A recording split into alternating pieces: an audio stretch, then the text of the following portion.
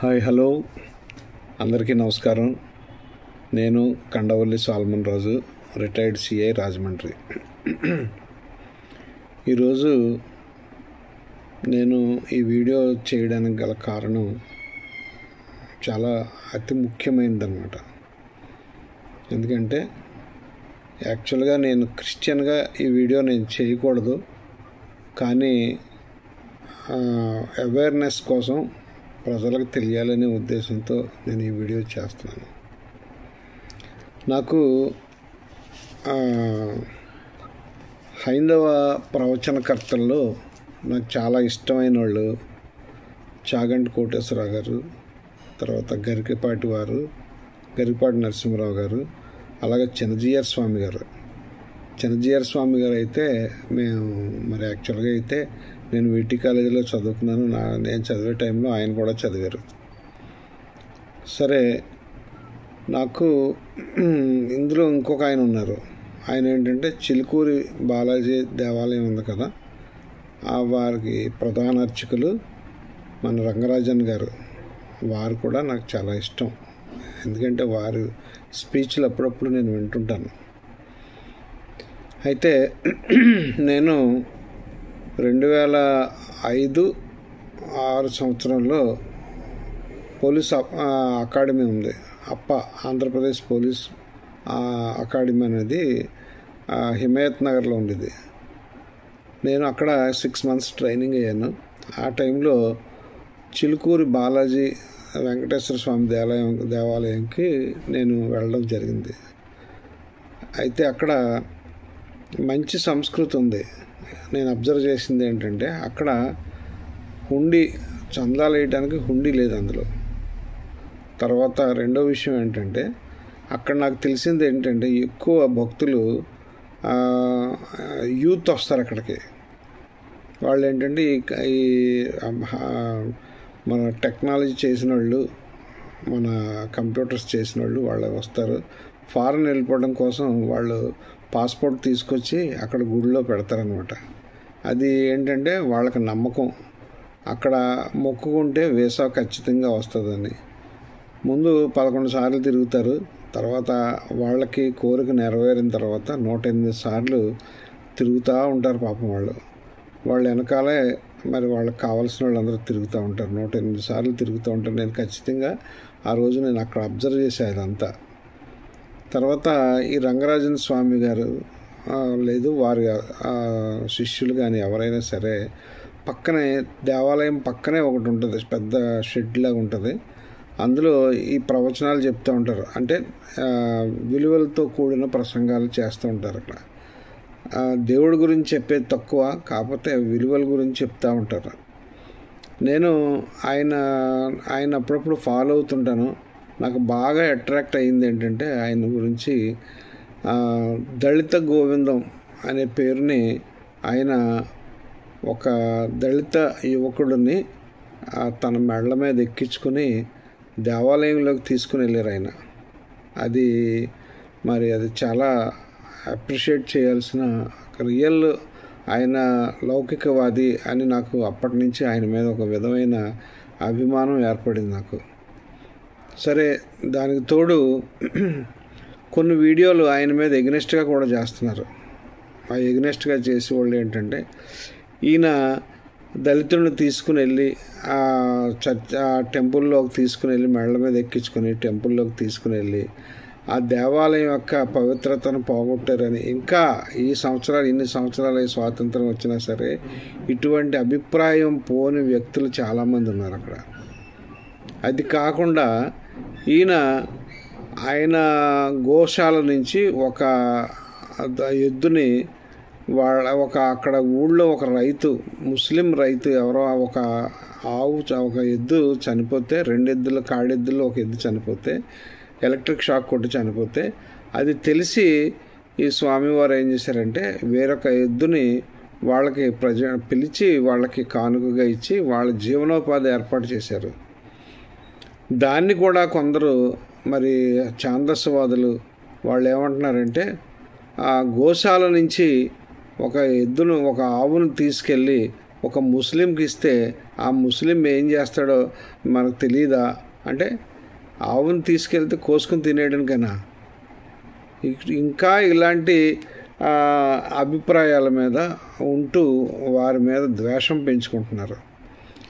ఇంకా విషయం, ఇంకొక ఆయన ఎవరో వీడియోలు చెప్తున్నాడు, ఆయన మల్లారెడ్డి గారట ఎవరో, ఆ టెంపుల్ కట్టడానికి ముఖ్య కారకులైన వాళ్ళు వంశం అనుకుంటా. ఆయన బాధ ఏంటంటే ఈయన ఈ వంశపారంపర్య ట్రస్ట్ పోస్ట్ పదవుల గురించి ఆయన పోరాటం చేస్తుంటే ఈయనేమో ఎవరైతే అక్కడ అర్చకులుగా ఉన్నారో వాళ్ళకి వంశపారంపర్యంగా ఆ దేవాలయం మీద హక్కులు ఉండాలి, అర్చనలు చేయడానికి హక్కులు ఉండాలని ఈయన సుప్రీంకోర్టు వరకు వెళ్ళి ఆయన ఆర్డర్ తీసుకురావడం జరిగింది. మరి ఆయన తెచ్చిన ఆర్డర్ వల్ల చాలామంది వంశపారంపర్యంగా పురోహితులు ఉంటారు,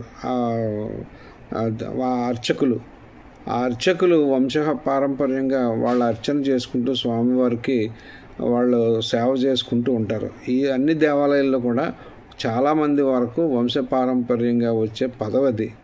మరి అటువంటి పదవిని కోల్పోతే మరి చాలా దారుణమైన పరిస్థితి, వాళ్ళ మానసికంగా ఇబ్బంది పడిపోతారు.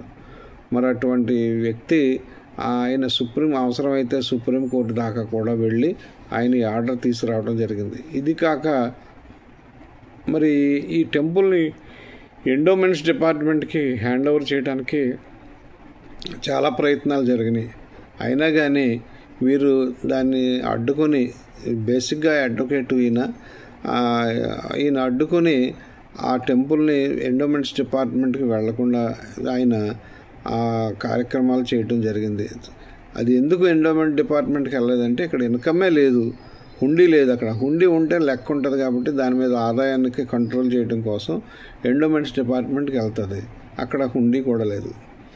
ఈయన మీద ఇంకొక అభియోగం ఏంటంటే ఆ దేవాలయంలో 4 క్రిస్టియన్ పనిచేస్తున్నారట. అన్యమత సంబంధించిన వ్యక్తులు 4 క్రిస్టియన్స్ పనిచేస్తున్నారట అందులోనూ. అలాగే చుట్టుపక్కల ఆ కొబ్బరికాయలు అమ్ముకుంటూ లేకపోతే ఆ వాటర్ బాటిల్స్ అమ్ముకుంటూ అక్కడ ఉన్న వాళ్ళు కూడా కొంతమంది క్రిస్టియన్స్ ఉన్నారట. వాళ్ళని తీసేయాలట. వాళ్ళు తీయట్లేదు కాబట్టి ఈయన హైందవ మతానికి ద్రోహం చేస్తున్నాడు అని చెప్పి ఈయన మీద ఇంకొక అభియోగం. మరి ఈ స్వాతంత్రం వచ్చి ఇన్ని సంవత్సరాలు అయినా కూడా మరి ఇన్ని చట్టాలు, ప్రభుత్వాలు ఇన్ని చట్టాలు సృష్టించినా కూడా ఇంకా ఇటువంటి అణిచివేత లేకపోతే వివక్ష ఇంకా కొనసాగుతుందంటే మనం ఇంకా ఎక్కడ ఉండాలి, మనలో మార్పు రావాలి అని కోరుకుంటున్నాను నేను. అయితే ఈరోజు ఈయన గురించి ఎంత ప్రైజ్ చేయాల్సి వచ్చిన పనే వచ్చిందంటే, ఎంత ఆయన గురించి నేను మాట్లాడాల్సి వచ్చిన పని వచ్చిందంటే, మరి నిన్న సోషల్ మీడియాలో చూశాను నేను ఆయన మీద దాడి ఎలా జరిగింది, తర్వాత ఆ దాడి చేయడానికి గల కారణాలు, ఇవన్నీ మరి చూస్తే నేను చాలా దారుణం. అంత పెద్ద మనిషి, అంత గౌరవప్రదమైన వ్యక్తిని ఆయన కింద కూర్చోబెట్టి, నేల మీద కూర్చోబెట్టి మరి రామరాజ్య సంస్థాపకులట ఆయన ఫౌండర్ ఆఫ్ రామరాజ్యం అదట. మరి ఈ రెడ్డి గారు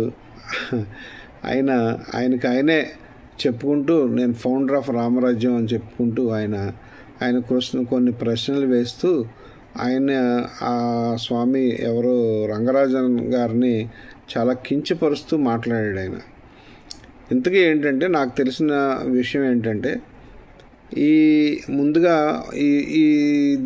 దీనిలో ముందుకు వెళ్ళేటప్పుడు అసలు ఈ రామరాజ్యం అనేది ఏంటి అనేది మనం ఒకసారి తెలుసుకోవాలి. ఈ రామరాజ్యం అనేది మరి ఆ రెడ్డి గారు ఎవరైతే వెంకటరెడ్డి గారు కృష్ణారెడ్డి గారు ఎవరో ఉన్నారు ఆయన యాక్చువల్గా అనపర్తి నియోజకవర్గంలో అనపర్తి మండలంలో పొలమూరు విలేజ్ అంటే అయింది. ఆయనకి ఇంచుమించుగా 1995 నుంచి ఆయన ఇక్కడి నుంచి వెళ్ళిపోయారట. అప్పుడప్పుడు వచ్చి ఈ హిందువుల్ని కాస్త మేలుకొలుపుతూ ఉంటారట ఇక్కడ అనపర్తి మండలంలోనూ. అదిని సరే, ఈయన గతంలో మరి ఇది శ్రీకృష్ణ ట్రస్ట్ అని, ధర్మరక్షణ ట్రస్ట్ అని, తర్వాత హైందవ ధర్మ పరిరక్షణ సమితి అని, లేకపోతే హైందవ ధర్మ పరిరక్షణ ట్రస్ట్ అని ఇలాంటి వాటికి కొంచెం దగ్గరగా ఉంటూ ఆయన కొంచెం హిందువుల గురించి ఆయన రామరాజ్యం రావాలని చెప్పి అక్కడైనా హిందూ దేవాలయాలకి ఇబ్బంది కలిగినప్పుడు కానీ లేకపోతే హైందవ మతానికి ఎక్కడైనా ఇబ్బంది కలిగినప్పుడు కానీ ఆయన వెళ్ళడం, దీంట్లో ఆ ఉద్యమాలు చేసే వాళ్ళతో కలిసి ఈయన కూడా ఆ పోరాటాల్లో పాల్గొనేవాడట. సరే, ఈయన గురించి మనం ఎందుకు చెప్పుకోవాల్సి వస్తుందంటే, ఇది ఈయన ఒక వెబ్సైట్ ఓపెన్ చేశారు. ఆ వెబ్సైటు www.ramarajyam.net www.ramarajyam.net. ఈ వెబ్సైట్లో మొత్తం ఆయన యొక్క స్పీచ్లు అవి ఉన్నాయి. ఆయన మరి ఎంత అగ్రెసివ్గా, అతివాదంగా ఆయన మరి మాట్లాడే విధానమేమో కూల్గా మాట్లాడుతున్నారు అయ్యగారు అని, అయ్యా అంటున్నారు. కానీ ఆయన మాట్లాడిన మాటలు మాత్రం చాలా అగ్రెసివ్గా ఉన్నాయి. అది ఆయన ఏంటంటే, ఆయన ఉద్దేశం ఏంటంటే రామరాజ్యం అనేది స్థాపించాలి. ఈ రామరాజ్యానికి ఒక ప్రైవేట్ ఆర్మీ కావాలి. ఈ ప్రైవేట్ ఆర్మీ, రామరాజ్యం ఆర్మీ అనేది అది ఆయన రిక్రూట్మెంట్ చేసుకుంటాకి ఒక నోటిఫికేషన్ కూడా ఇచ్చాడు ఈ వెబ్సైట్లో. ఈ నోటిఫికేషన్లో ఎలా ఇచ్చారంటే, ఎడ్యుకేషన్ క్వాలిఫికేషన్ ఏమో 10th పోయినా పర్వాలేదు, పాస్ అయినా పర్వాలేదు, దానికి 2 కిలోమీటర్లు పరిగెట్టాలి, అలాగే 5 కిలోమీటర్స్ నడవాలి. అది కాదా, ఇంకా ముఖ్యమైనది ఏంటంటే వారు క్షత్రియ, అంటే దాన్ని ఒక క్షత్రియులు కానీ వైశ్యులు కానీ లేకపోతే దీనికి సంబంధించిన వాళ్ళు అయి ఉండాలన్నమాట. శూద్రులో క్షత్రియులు కానీ వైశ్యులు కానీ కాస్త ధనవంతులు కానీ యూత్ అయి ఉండాలని చెప్పి 20 సంవత్సరాల నుంచి 50 సంవత్సరాల వరకు వయసు ఉండాలని. దానికి అతి ముఖ్యమైన క్వాలిఫికేషన్ అంటే చంపడానికైనా సిద్ధపడాలి, చావడానికైనా సిద్ధపడాలి. అది ఆయన ఆ స్లోగన్. అది మరి ఇవన్నీ చూస్తుంటే సరే, మొత్తం మీద ఈయన ఒక ఆర్మీని రిక్రూట్ చేశాడు ఈయన. మరి తణుకులో కూడా, తణుకు తర్వాత ఆ చుట్టుపక్కల ఏరియాల్లో వారి యొక్క స్పీచ్లు ఇవ్వడం జరిగింది. అలాగే హైదరాబాద్లో కూడా వారి స్పీచ్లు ఇవ్వడం జరుగుతుంది. మరి వారి మాటలు చూస్తుంటే నిజంగా ఆయన కాన్సన్ట్రేషన్లో ఉన్నారా, లేకపోతే పూర్తిగా మరి ఉన్మాదిలా తయారయ్యారా ఆయన అనేది నాకు అర్థం అవట్లే. ఆయన మాట్లాడిన మాటలు చూస్తుంటే చట్టాన్ని బాగా అవపోసన పెట్టాడు ఆయన. ఎక్కడైతే భగవద్గీత లేకపోతే హైందవ మన గ్రంథాలు దాని మీద నాలెడ్జ్ ఉంది ఆయనకి. ఆయన మర్చిపోయిన ఇందాక ఈ ప్రైవేట్ ఆర్మీ వాళ్ళకి, ఆ రామరాజ్యం ఆర్మీ వాళ్ళకి క్వాలిఫికేషన్ ఇంకోటి ఏంటంటే, ఈ రామాయణం మహాభారతం వీటిలో పూర్తి కొంచెమన్నా నాలెడ్జ్ ఉండాలి దాంట్లో. అది కూడా ఒక క్వాలిఫికేషన్ అనమాట. అయితే ఈయన మాట్లాడే మాటలు అటు ఇండియన్ పీనల్ కోడ్ మాట్లాడుతున్నాడు, ఇటు క్రిమినల్ ప్రొసీజర్ కోడ్ మాట్లాడుతున్నాడు, కొత్తగా వచ్చిన BNSS భారతీయ న్యాయ సంహిత, భారతీయ న్యాయ సురక్షా సంహిత, ఈ చట్టాల గురించి బాగా మాట్లాడుతున్నారు ఆయన. మరి ఒక పక్కన రాజ్యాంగం గురించి మాట్లాడుతున్నారు. మరి ఇన్ని మాట్లాడుతున్నారంటే నాకు చాలా ఆశ్చర్యం అనమాట. ఇంత తెలివైన ఆయన మరి ఇలాగ అతివాదంగా ఎందుకు తయారయ్యారో నాకైతే అర్థం కావట్లే.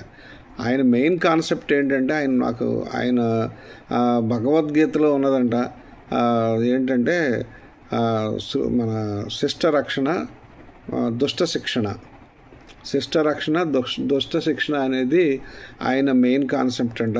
కారణం ఏంటంటే ప్రభుత్వ వ్యవస్థలన్నీ కూడా ఆయన నిర్వీర్యం అయిపోయినట. అటు కోర్టులు కానీ, ఇటు పోలీసు కానీ, ఇటు రెవెన్యూ కానీ ఎవరు చేయాల్సిన పనులు ఎవరు చేయట్లేదట. న్యాయం వైపు వాళ్ళు నిలబట్టలేదట. దేవాలయాలకు సంబంధించిన ఎన్నో ఆస్తులు అన్యాక్రాంతం అయిపోయినా సరే వాటిని తిరిగి దేవాలయాలకు ఇవ్వడానికి కానీ, వాటి సరైన వారికి ఇవ్వడానికి కానీ దాంట్లో ఫెయిల్ అయింది. ఈ వ్యవస్థలన్నీ ఫెయిల్ అయ్యాయి కాబట్టి నేనే న్యాయం చేస్తాం, తీర్పు మేము వేస్తాము. దుష్ట శిక్షణ శిష్ట రక్షణ అనేది మరి ఆయన మెయిన్ కాన్సెప్ట్గా పెట్టుకున్నారు. మరి ఈయన పేరేమో రామరాజ్యం అంటున్నారు. మరి చూస్తే ఈయన ఆలోచన ఏమో ఈ దుష్ట శిక్షణ శిక్ష రక్షణ అని శ్రీకృష్ణుని వారు ఆ భగవద్గీతలో మరి అర్జునులకు బోధించినప్పుడు ఆయన చెప్పారట. దాని విషయం మాత్రం ఆయన చేస్తున్నారు. మరి మనం ఇంకొక రకంగా ఆలోచించుకుంటే సేమ్ కాన్సెప్ట్తోనే కదా ఎక్స్ట్రీమిస్ట్స్ మావోయిస్టులు అందరూ కూడా మరి వాళ్ళు ఎవరో గిరిజనులు ఆదివాసీలకు అన్యాయం జరుగుతుంది కాబట్టి ఆ ఆదివాసీల వైపు నిలబడ్డాం, ఆదివాసీలు నిలబడి ఆదివాసీలకు రక్షణ కల్పిస్తాం, ఆదివాసీల తాలూకు భూములు అన్యాక్రాంతం అవుతున్నాయి కాబట్టి మేము దానికి వాళ్ళకి రక్షణగా ఉంటామని, అవసరమైతే మేము తుపాకులు పట్టుకుంటాం, మరి ఇవన్నీ చేస్తామని వాళ్ళు చెప్తున్నారు. వీళ్ళు కూడా ఈ రామరాజ్యం వాళ్ళు కూడా ఆయన చెప్పేదాన్ని బట్టి అతివాదాన్ని ఆయన ప్రోత్సహిస్తున్నారు ఆయన మాటలను బట్టి. మరి ఇంకొక విషయం ఏంటంటే చాలా విచిత్రమైన విషయం ఏంటంటే ఆయన మరి ఎప్పుడు చేశాడో తెలియదు, ఒక ఆడియో ఒకటి సర్క్యులేట్ అవుతుంది సోషల్ మీడియాలో. భీమవరం సీఏ గారికి ఫోన్ చేశాడు ఆయన. భీమవరం టౌన్ సీఏ గారికి ఫోన్ చేసి నేను ఇలా రామరాజ్యం ఫౌండర్ అండి, నేను కలెక్టర్ గారు మన శ్రీమతి పి నాగమణి గారిని నేను అరెస్ట్ చేశాను, భీమవరం కలెక్టర్ గారిని, దాని మీద నేను ఎఫ్ఐఆర్ ఇస్తాను, మీరు వచ్చి ఆవిడని అరెస్ట్ చేసి తీసుకెళ్ళాలండి అని భీమవరం సీఏ గారు ఫోన్ చేశాడు. ఆయన ఆశ్చర్యపోయాడు. అని ఇదేంటి కలెక్టర్ గారిని అరెస్ట్ చేయడం ఏంట్రా బాబు అంటే, ఈయన చెప్పేది ఏంటంటే నాకు 43 CRPC ప్రకారం కొత్త సెక్షన్ 40 BNSS భారతీయ న్యాయ సురక్షా సంహిత ప్రకారం ప్రైవేటు వ్యక్తులు ఒక నేరం జరిగినప్పుడు వారిని నేను అరెస్ట్ చేసే అధికారం ఆ ప్రైవేటు వ్యక్తికి ఉంటుందని చెప్పి ఒక వితండవాదం ఆ సీఏ గారితో వాదిస్తుంటే ఆయన ఆయన కోపంగా నేను వస్తున్నాను నువ్వు అక్కడ అని చెప్పి ఆయన చెప్పడం జరిగింది. సరే, అది పక్కన పెడదాం. ఈయన మరి రిక్రూట్మెంట్ చేసి సుమారు 22 మంది ఎంతమందో నిన్న అర్ధరాత్రి ఆయన దగ్గరికి, రంగరాజు గారి దగ్గరికి, స్వామి దగ్గరికి వచ్చి ఆయన మీతో మాట్లాడాలని చెప్పి ఆయన గదిలో బంధించి ఆయన కింద కూర్చోబెట్టారు. విషయం ఏంటంటే వాళ్ళు ఎక్స్ట్రీమిస్ట్స్ అయితే వాళ్ళు మన ఆకుపచ్చ రంగు అంటే నాచు రంగు యూనిఫామ్ వేసుకుని టక్ చేసుకుని బూట్లు వేసుకుని సేమ్ నాచు రంగు బూట్లు వేసుకుని వాళ్ళు ఈ అతివాదం పనులు చేస్తున్నారు. మరి ఈయన కూడా మరి రామరాజ్యం ఆర్మీ అనే దాన్ని కూడా వీరు కొంతమంది ఏమో ఒకసారి ఏమో బ్లూ డ్రెస్ వేస్తున్నాడు, ఒకసారి black dress, black pant, black shirt, black pant, బకిల్తో ఉన్న మరి పోలీస్ బెల్ట్ లాంటి అంత వెడల్పు ఉన్న బెల్ట్, బ్లాక్ షూ, ఇది కాక మెడలో మరి కాషాయి కండువా కూడా మెడలో ఉంటుంది. ఇది వాళ్ళ యూనిఫాము. మరి వాళ్ళు స్వామి గారు ఎవరో రంగరాజన్ స్వామి గారి దగ్గరికి వచ్చినప్పుడు వారు ఆయన తీసుకొచ్చి ఆయన కూర్చోబెట్టి ఆయన కింద కూర్చోబెట్టి ఆయన్ని ఎంత నీచంగా మాట్లాడారంటే ఆయన్ని మరి ఆయన ఒక రకంగా ఆ వయసులో ఆయన వణికిపోయారు పాపం. కానీ నేను ఎక్కడ అబ్జర్వ్ చేయాల్సిన పని వచ్చిందంటే మనం ఈ వీడియోలో మాట్లాడుకోవాల్సిన పని వచ్చిందంటే సుప్రీంకోర్టు జడ్జిల్ని ఇంపీచ్మెంట్ చేస్తానంటున్నాడు ఆయన. ప్రభుత్వం నాకు తెలుసు, పార్లమెంట్ మాది అన్నట్టుగా ఆ పార్లమెంట్లో సభ్యులు మా వాళ్ళు అన్నట్టుగా మేము సుప్రీంకోర్టు జడ్జిని మేము ఇంపీచ్ చేస్తాం, సుప్రీంకోర్టు జడ్జిని ఇంపీచ్ చేస్తాం, అవసరమైతే హైకోర్టు జడ్జిని కూడా ఇంపీచ్ చేస్తాం అని చెప్పి ఆయన రాజ్యాంగం గురించి కూడా ఆయన మాట్లాడుతున్నారు. మరి నిజంగా మరి ఒకసారి ఆలోచిస్తుంటే మరి ఇటువంటి సంఘాలకి మరి వెనుక ఎవరున్నారో నాకైతే అర్థం కావట్లే. ఎందుకంటే వీళ్ళు ఆయుధాలు పట్టుకొని ఆయుధాలు తీసుకుతో డ్రిల్ చేయడం అనేది మన ఇండియన్ పీనల్ కోడ్ కానీ క్రిమినల్ ప్రొసీజర్ కోడ్లో వారిని నిషేధం అది. ఎందుకంటే ఈ ఆయుధాలతో పెరేడింగ్ చేయడం కానీ ఆయుధాలతో డ్రిల్ చేయడం కానీ అది మన కలెక్టర్ గారు అంటే ఓన్లీ ఫోర్సెస్ తప్ప ప్రైవేట్ వాళ్ళు ఎవరు కానీ ఈ ఆయుధాలతో పెరేడింగ్ చేయకూడదు. ఆ ఆయుధాలకు పెరేడింగ్ చేయడానికి కలెక్టర్ గారు దాన్ని నిషేధించే అధికారం 144A CRPC ప్రకారం దానికి నిషేధించే అధికారం ఉంటుంది. అది మరి 153AA ఇండియన్ పీనల్ కోడ్ ప్రకారం అది శిక్షార్హమైన మన నేరం. అది మరి చిత్రంగా మరి ఈ హిందీ పేరు పెట్టి తీసుకొచ్చిన చట్టంలో అంటే ఇండియన్ పీనల్ కోడ్ తీసేసి భారతీయ న్యాయ సంహిత అని పెట్టారు. అలాగే క్రిమినల్ ప్రొసీజర్ కోడ్ తీసేసి భారతీయ న్యాయ సురక్షా సంహిత అని పెట్టారు. దీంట్లో మరి ఆశ్చర్యపోయే విశేషాలు ఏంటంటే ఇందులో 144A CRPC అనే దానికి అది నేరంగా పరిగణిస్తూ కలెక్టర్ గారికి ఇచ్చిన అధికారం తీసేశారు. 144A అనే సెక్షన్ ఈ BNSSలో తీసేశారు. సరే 153AA అనేది పీనల్ సెక్షన్. అది ఎందుకంటే ఆర్మ్డ్ ఈ ఫోర్సెస్ కానీ మా గవర్నమెంట్ ఫోర్సెస్ కాకుండా ప్రైవేట్ వ్యక్తులు కర్రలు కత్తులు లేకపోతే ఇలాంటివి వేసుకొని ఊరేగించడాలు కానీ ఊరేగింపులు జరగడం కానీ పెరేడ్ చేయడం కానీ ఇదన్నీ నేరం. దాని ప్రకారం దానికి 6 నెలల సంవత్సరం జైలు శిక్ష విధించే నేరం అది. కానీ మరి ఆ 2 పెనల్ సెక్షన్స్గా ఈ కొత్త చట్టంలో తీసేశారు. దానికి కారణం ఏంటనేది మరి అది తీసేసిన ఎవరైతే ప్రభుత్వంలో ఉన్నారో న్యాయ కోవిదులు ఎవరైతే ఉన్నారో అవి తీసేసే గల కారణాలు ఏంటో మరి ప్రజలకి ఎక్స్ప్లెయిన్ చేయాలి. మీరు ఈ సెక్షన్లు తీసేయబట్టే కదా ఇటువంటి పరిస్థితులు వస్తున్నాయి, ఇటువంటి మరి ప్రైవేట్ ఆర్మీలు తయారవుతున్నాయి. వీళ్ళు అవసరమైతే కర్రలు కత్తులు కూడా పట్టుకుంటామని చెప్పేసి వాళ్ళు అవసరమైతే దుష్ట శిక్షణ శిష్ట రక్షణ కోసం ధర్మ పరిరక్షణ కోసం మనం చంపాలి లేకపోతే చావాలి అని వాళ్ళంత ధైర్యంగా చెప్తున్నారు. మరి దీన్ని మనం ఆలోచించుకోవాలి. పోనీ ఇవన్నీ బాగానే ఉన్నాయి.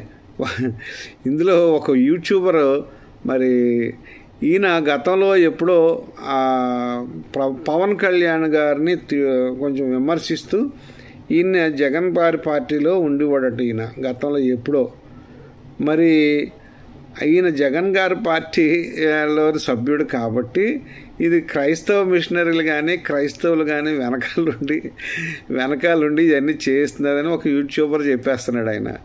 మరి నిజంగా ఇలాంటి వ్యక్తులు మరి 2 తెలుగు రాష్ట్రాల్లో చాలామంది ఉన్నారంట. ఇలాంటి ఉన్మాదులు అంటే మనం ఉన్మాదులు అని మనం తప్పులేదు ఇప్పుడు అన్నా పర్లేదు. ఎందుకంటే ఆయన మహానుభావుడు, ఎంతో పెద్ద వ్యక్తి అయినా మరి రంగరాజన్ గారు లాంటి ఆ వ్యక్తిని ఆయన అంత హింస పెట్టి అంత మానసిక క్షోభ పెట్టి ఆయన శారీరకంగా ఆయన బాధించిన వ్యక్తుల్ని మనం ఉన్మాదులు అన్నా కూడా తప్పులేదు.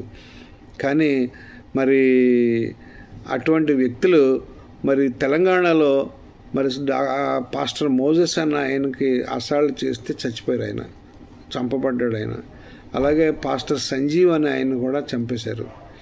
మరి మనం పరమత సహనం అనేది లేకోకుండా మనం ఎక్కడికి వెళ్ళిపోతున్నామో అర్థం కావట్లే.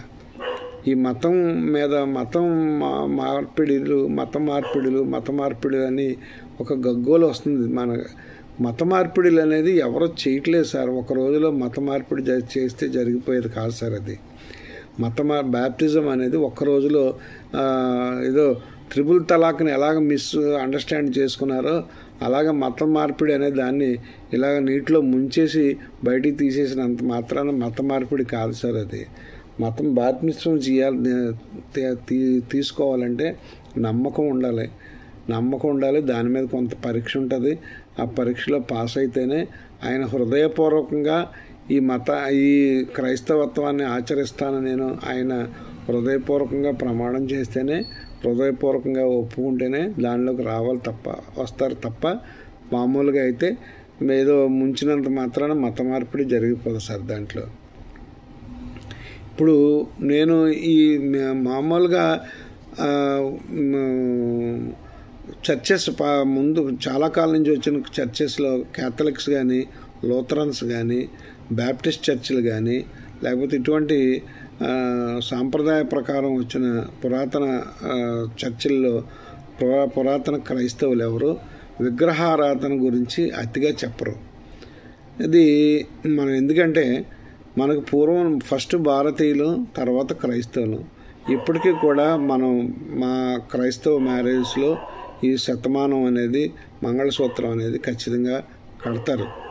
మరి అటువంటి దాన్ని ఇప్పుడు ఈ కొత్తగా వచ్చిన ఎవరైతే కొత్తగా కన్వర్ట్ అవుతున్నారో, విగ్రహారాధన విషయం తెలిసిన వాళ్ళు ఎవరైతే ఉన్నారో, ఎవరైతే క్రైస్తవత్వంకి వచ్చారో వాళ్ళ మాత్రమే ఈ విగ్రహారాధన గురించి మరి ఎక్కువ పాయింట్అవుట్ చేస్తూ ఎదుటి వ్యక్తుల్ని మరి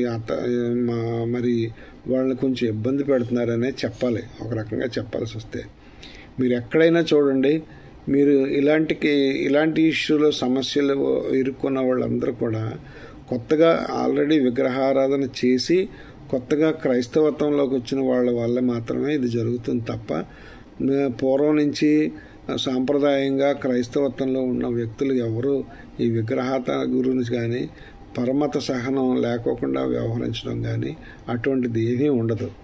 కాబట్టి దయచేసి రంగరాజన్ గారు అంటే మాకు అందరికీ గౌరవం, నాలాంటి వాళ్ళకి చాలా గౌరవం నాకు.